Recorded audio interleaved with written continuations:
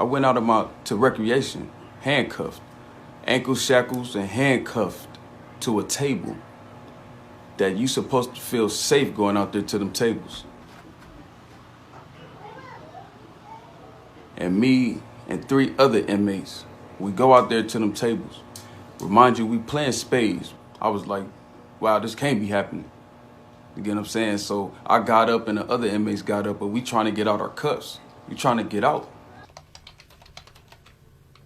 Our heart goes out to the victims in this case. Yes, Mr. Rinke's in prison for life, but these inmates, these gentlemen that were there, regardless of whatever reason they were in prison, they have a right to be protected.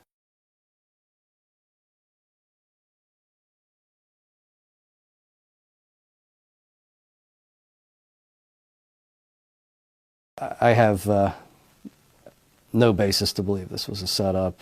They didn't want me to come home, and they didn't want me to shine light onto that institution. Do we know if this person was held in a restrictive unit, like solitary? It was taking them so long to get there.